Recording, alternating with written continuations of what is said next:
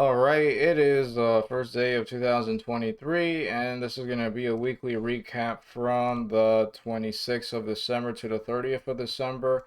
And this was a break-even week. I just lost $1.29, and I like how I traded $3,400 a dollar volume, but I only lost $1.29, which I guess is good for a break-even week. And I did also trade larger positions than usual because I traded a lot more listed stocks, and listed stocks are much more expensive.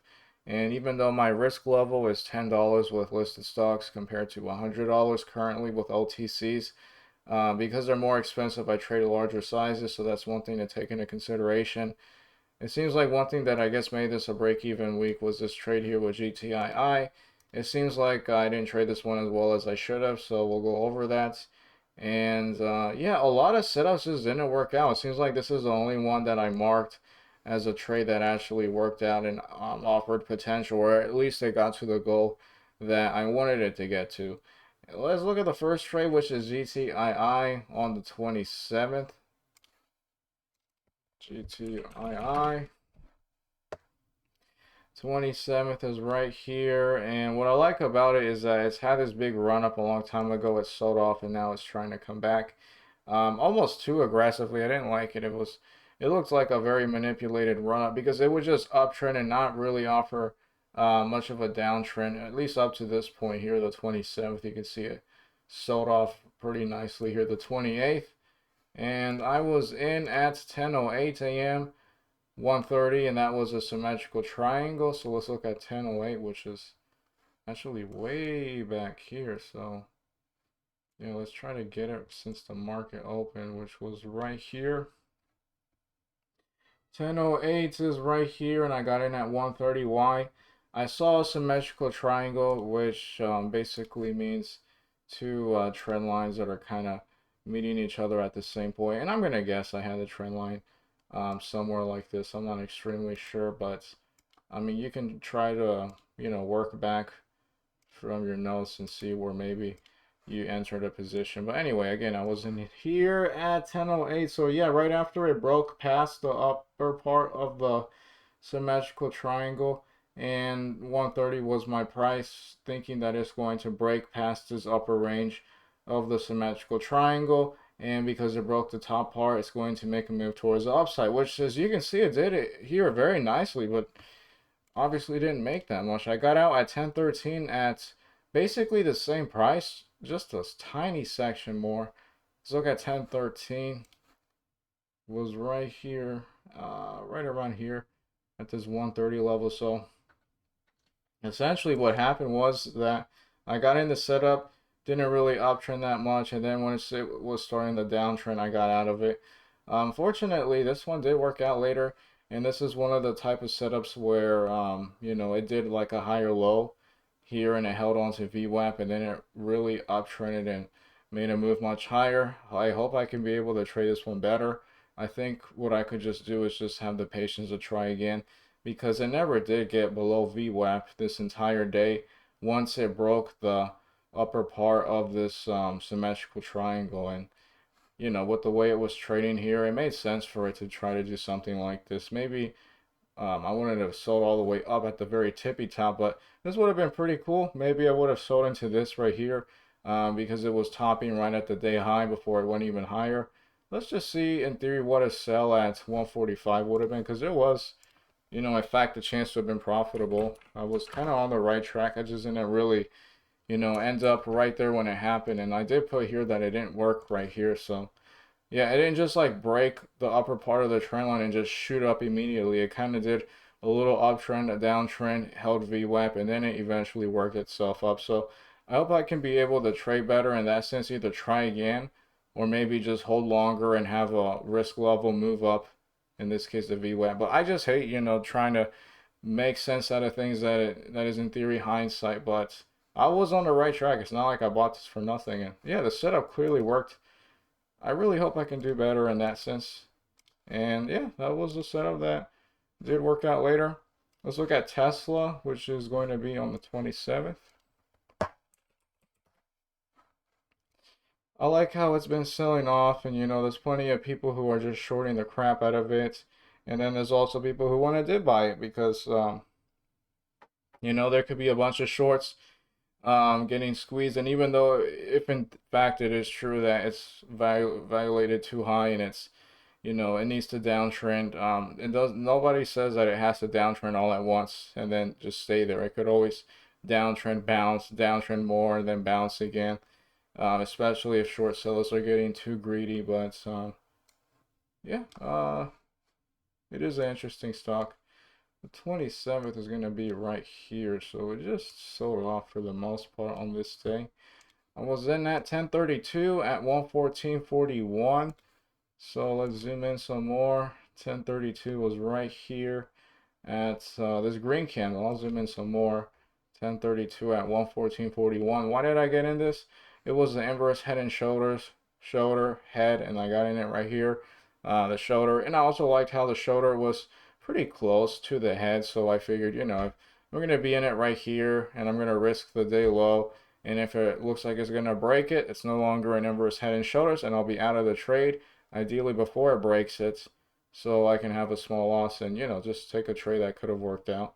And this one didn't really work out in that it never got to VWAP, but it kind of worked. It didn't, you know, just fail. It did that, you know, uptrend and then downtrend later. I got out 1034. My average was 115.14, so not too much later. Right here at 1034, 115.13. So yeah, right here is when I got out. And I think it's for the reason that I was kind of iffy with this stock because it just went up, right? And then it just went right towards this major resistance level. But I didn't trade this one as well as I could have. Let me just take a look at my notes. Yeah, the one thing I did do wrong, even though it was fine, the sell, the price, and everything, if this thing were to have worked out, you know, I would have been pretty upset if it followed this trend line, which is what I do with morning panic bounce setups. Even though I did sell here because I felt topping price action, and it worked out in that, you know, I had to sell and it did fail later. I could have had this trend line right here, which is what I normally do with dip buy setups. And, you know, I could have sold some, sure, at the 115 point right here, and then hold on to the rest for an ideal move towards VWAP and maybe even above it if it's super nice. But yeah, I just sold all of it, and I think I could have held, even though in this case it would have broken this trend line from here, and then I would have had to have sold the rest for maybe a little less. I would have given it the chance to have been super profitable on my end if it worked. And you know, if it worked, and I sold everything here, that would have been really bad. So even though it did downtrend, I should have traded this one better in that sense. So yeah, kind of knocked off some points for that, but still a good lesson. Let's look at LWLG on the 27th. 27th is going to be right here. So it just keeps downtrending, kind of like Tesla, but I like how this day it downtrended a little more than usual, and we had a lot more volume than usual as well. So the 27th is back here. Nice sell-off, but unfortunately didn't really offer that much of a bounce. Let's look at 107. I was in at 407.5. Reversal long trend line break. So 107 right here. 407.5. I'll probably just try to. Yeah, that looks a little better. 107 right here. 407.5. So I was in it right around here.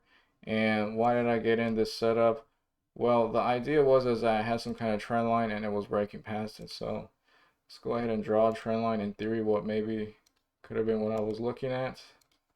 Let's see if this was it. Nope, definitely not that one because this was a trade later at 107. So yeah, this was where I had the trade. I don't see where I could have maybe have drawn a trend line, or at least very quickly, unless it was something like this, perhaps. This could have been maybe the trend line. Let's see if this is where it applied at 107. Yeah, this might have been it.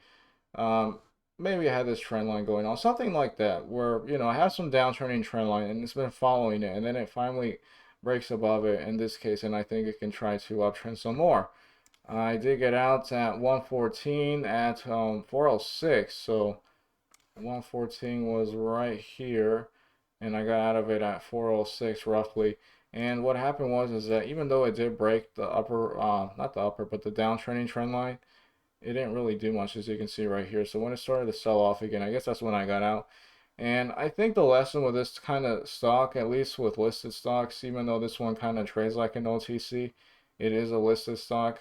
Sometimes it may be just too much of a newbie setup to just think that it's following this downtrending trend line and then it breaks above it and then it just shoots up like crazy. It's not really like a stock that's heavily shorted, but it could totally do stuff like that. But I've kind of learned that sometimes when a stock is following a downtrending trend line, it might break above it and then sell off some more, and then maybe, like in this case, sell off some more and then get back to the trend line, but not under it per se, and then it offers a better bounce more often than not. But I don't know. I think it was a good try. Maybe I could have tried it again once it, broke past the trend line, but then sold off and then got back to it, but not under it. And then this would have been the better bounce. But I mean, the setup still didn't really work out. It never got to VWAP in this entire downtrend right here. But I think it was a good try because if it were to have worked out, I would have been happy. And if, it were to have worked out and I didn't try it at all, well, then I'd be pretty salty. So that's the case with that. Let's look at GTII. Finally, on the next day, the 28th. 28th is going to be right here. I'll actually just do it from the run up. At the end of the run up and the new run up here. First red day. I was trading this one. Kind of annoyed how it's just aggressively just uptrending without a real downtrend. So I did try setup in the morning, and this is the one that didn't work out. This was a morning spike, round number, high a day breakout, 932 at 190. So let's highlight it. I was in at 932, which was right here, this green candle at 190. So why did I get in it? In theory, this was also a dip and rip, where downtrends has an excessive wick uptrends, and then this could have been an entry where I could have bought some shares right when it broke above VWAP, and then my risk level would be a close under VWAP. Instead, I bought right here because it was looking like it was going to break the round number of 190 and the top, and I thought it could ideally break past it and then make a move towards the round number of $2, and then maybe even break above that and uptrend some more and be another bigger green day with even more volume. But as you can see, that wasn't necessarily the case, and I didn't trade this one as well as I should have. I did sell at 933 at 187, so 933 was right here, and I got out at 187. Why? Well, when I traded it, I thought in my mind, I wanted it to just immediately break past 190 and continue the uptrend. I think I got in right when it looked like it was just about to potentially break it. And then when I saw when it was showing potential topping at price action, not uptrending it, immediately I got out at 187. But I have a rule, and with stocks that offer some kind of a setup in the morning, my risk level is a close under VWAP. And in this case, I just sold because I didn't see it work right then and there. But if I were to have stuck to my risk level, which is a close under VWAP, this would have been very nerve-wracking because I'm in at 190 and it gets as low as 180 right here. But it never closed under VWAP. It did regain the momentum after it did close above it right here in this green candle. And it did make a move ultimately to $2 and even higher, 204. So there was actually a profitability here. Didn't trade it as well as I should have in that case. And I hope I can in the future, with this lesson, another trade where I could have been profitable or have lost a lot less, following that rule. I hope I can get better. Just having more experience, trading stuff in the morning. And let's just see what a sell at $2 would have been, since that could have been possible, or let's just be generous and say 198. Yeah, that would have been actually, that worked out. It would have worked out. And I put it kind of worked out. That might just me being salty, but I guess the idea was is that I wanted it to immediately work out. And it did work out, but not the way I wanted it to, so it kind of worked out. I might leave it like that, but I definitely have to make my risk level a close under VWAP and stick to it. It might not work anymore in the future, but it is working right now. Let's look at Rivian, which is a stock I traded 3 times starting on the 29th. Actually, they're all on the same day. Is that it? Yep. 29th is right here. So, yeah, very nice change in momentum. Again, with the thing I was talking about, you can see like an imaginary trend line, downtrending trend line, and it's broken above it at this point. But I want to see something where maybe it kind of consolidates above the line and then sells off, and then it doesn't regain the downtrending trend line, and then that could be a good dip buy. But this one being a proper listed stock that is probably shorted like crazy, this one could really just shoot up as soon as it broke the momentum on the next few days. And this is going to be a stock that I'm going to be looking at this week. The 29th is right here. I didn't trade anything on the 30th, although I do like the turnaround it's been having. I would have liked to have considered a swing trade, but not necessarily the best with that kind of stuff. But I am trying to do better. Yeah, the 30th is right there. All right, I was in at 958, 1857 and a half, bull flag. 958 was right here. Right here, I was in it at 1857 and a half, I believe. And why did I get in this? A bull flag. So, nice uptrend. And then here's the flag. And then it was kind of showing a turnaround price action right here. And I'm in at 958. Really good setup, actually. And I was out at 10 o'clock, 2 minutes later at 1863. So 10 o'clock was just 2 minutes later. And I traded this one the best that I could at 1863. I had a trend line and everything. I didn't like the price action and I got out. And this is also a lesson I've been learning yesterday where if a setup by trade kind of works, a lot of the times, not every time, but a lot of the times it works eventually later the same day. And this is the case where, it didn't really uptrend all that nicely, but it made a higher low. And it never broke my risk level either, which would have been the bottom of this bull flag. And then it just went to that almost $19 level, if not right at 19. So I could have been super profitable here. And let's just see what a sell at 1886 would have been, because there was actually potential. Okay, so I like how even though I'm having this break-even week, I could have actually been super profitable here for the most part. And, not even including best case scenario. So I hope I can get better in that sense. And I look forward to rewatching this. This was a bull flag that worked. Just not right when I entered it. Again, thinking that it's just, oh, a change in momentum is going to just shoot straight up. Nope, it did like a little baby higher low. Although sometimes it can shoot just straight up. I got to be looking out for stuff like that. Especially, again, it never broke my risk level. Let's look at Rivian again. Now this is later at 10:11 at 1890. So 10:11 was right here at 1890. Why did I get in this?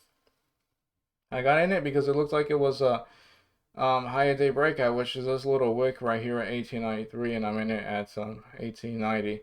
Ideally it can get to that 19 level, and then if it's super nice, it breaks above 19 and maybe, gets to 1950 or even 20 because it's like a real change in momentum.